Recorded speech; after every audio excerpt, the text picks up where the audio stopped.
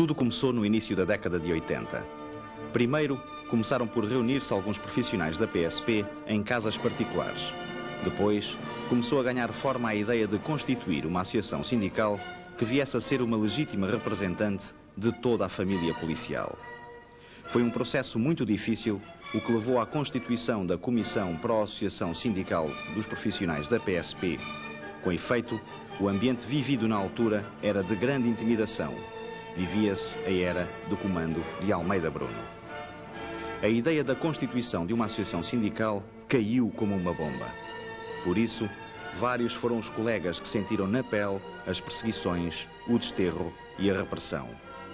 De entre outros, os processos disciplinares e o desterro de que foram vítimas o comissário Santinhos e o agente Cunha tornaram-se no exemplo mais significativo de que os governantes e a hierarquia de então não estavam dispostos a abrir mão daquilo que consideravam ser uma questão fundamental a defender a todo custo.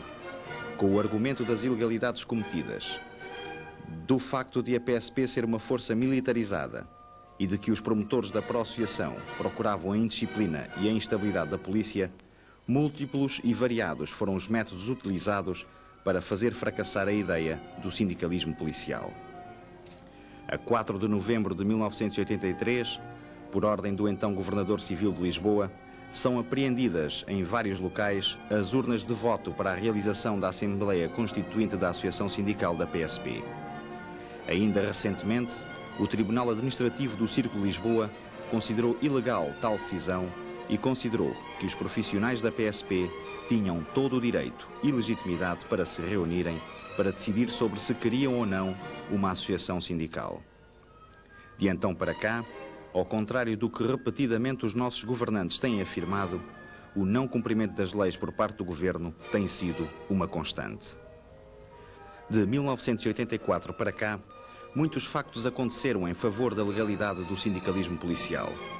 Os senhores provedores de justiça e Procurador-Geral da República deram pareceres e recomendações para que o Ministro do Emprego remetesse os estatutos da associação para o Ministério Público e tribunais ou os publicasse. A Lei das Associações Sindicais estabelece um prazo para o Governo publicar os estatutos das associações ou os remeter aos tribunais se houver dúvidas sobre a sua conformidade. Mas o Governo não cumpre essa lei. O Ministério da Administração Interna confessa que o problema não é a lei. Que o problema não é a lei é hoje óbvio para toda a gente e, ao que parece, também para o Ministério. No Jornal das 9, de 10 de 3 de 89, disse ele com todas as letras que o Governo podia fazer uma lei legalizando o sindicalismo, mas não o faz porque não quer um sindicalismo na PSP. Razão, a indisciplina, a anarquia. Fantasmas e deles pouco há a dizer.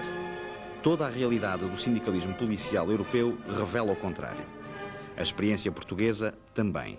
Afinal, a pró-associação desenvolve a sua ação há mais de 7 anos e não introduziu qualquer indisciplina na PSP. Antes, pelo contrário. Onde o comando aceitou o diálogo com elementos da pró-associação, resolveram-se problemas e o trabalho policial adquiriu maior eficácia.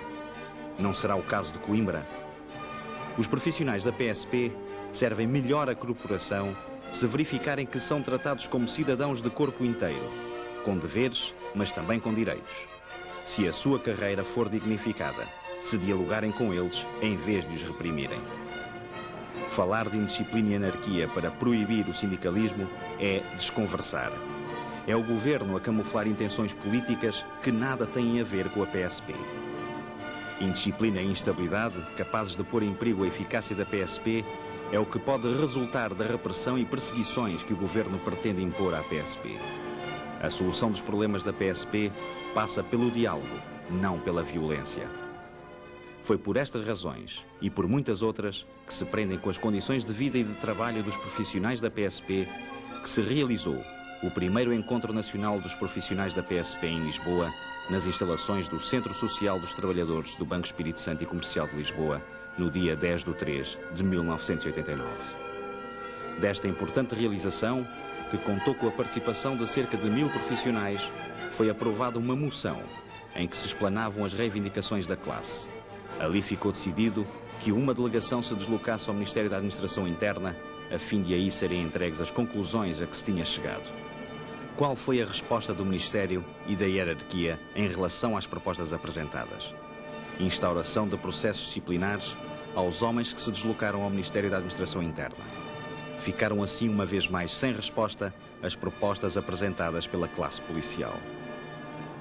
A reposição urgente do poder de compra perdido, designadamente em 1988, e que passa obrigatoriamente pela atualização dos vencimentos, subsídios e gratificações, com devida consideração da incidência da carga fiscal.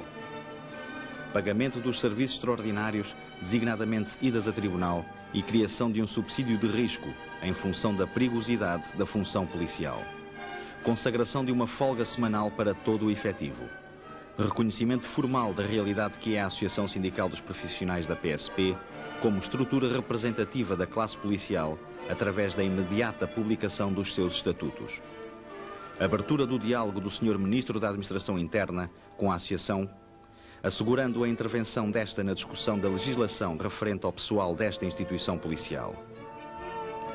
Disponibilidade da hierarquia para, em conjunto com a Associação, conjugar esforços na busca de ajustadas soluções para os problemas da classe policial. O Encontro Nacional de 10 de março, pelo impacto que teve dentro e fora da PSP, veio quebrar a barreira do medo e do conformismo, onde ele ainda existia, e veio travar, à luz do dia, a necessidade do prosseguimento da luta, uma vez que o Governo e a hierarquia se mantiveram surdos em relação às propostas então apresentadas. Foi por isso que se decidiu convocar o novo Encontro Nacional para 21 de abril, na Voz do Operário, em Lisboa. Aí, os mais de 1000 polícias presentes decidiram desta vez acompanhar a delegação ao Ministério da Administração Interna. Uma vez mais, o Governo e a hierarquia mostraram que a palavra diálogo não faz parte do seu vocabulário. Em vez de procurar o entendimento e a resolução dos problemas, os elementos que se deslocaram ao Ministério foram presos e os colegas que os esperavam ordeiramente no Terreiro do Paço foram vítimas de carga repressiva de uma parte dos homens do Corpo de Intervenção. Para o efeito foi constituído um pelotão fantasma composto por bufos, engraxadores, pintores, carpinteiros, cozinheiros, etc. O país e o estrangeiro puderam constatar um acontecimento inédito no mundo.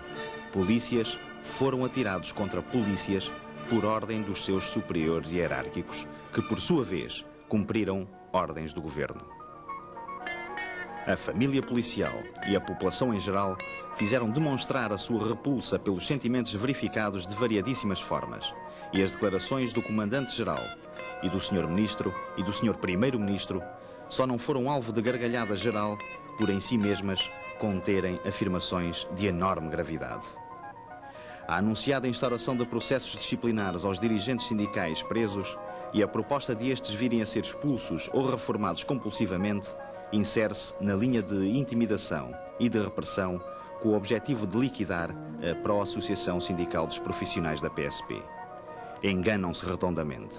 No passado, a Pró-Associação Sindical dos Profissionais da PSP contava apenas com algumas dezenas de associados e os inimigos do sindicalismo policial não conseguiram os seus intentos. Hoje, a Pró-Associação conta com o apoio da larga maioria dos homens e mulheres da PSP. Está implantada de norte a sul do país, incluindo as regiões autónomas, e tem delegações em todos os distritos, exceto 2. O número de sócios cresce a um ritmo nunca visto. Desde 21 de abril de 89 até ao final de maio de 89, mais de 1000 novos sócios inscreveram-se na Pró-Associação Sindical. Não há processos disciplinares que possam fazer parar a força da razão. Isto não para mais.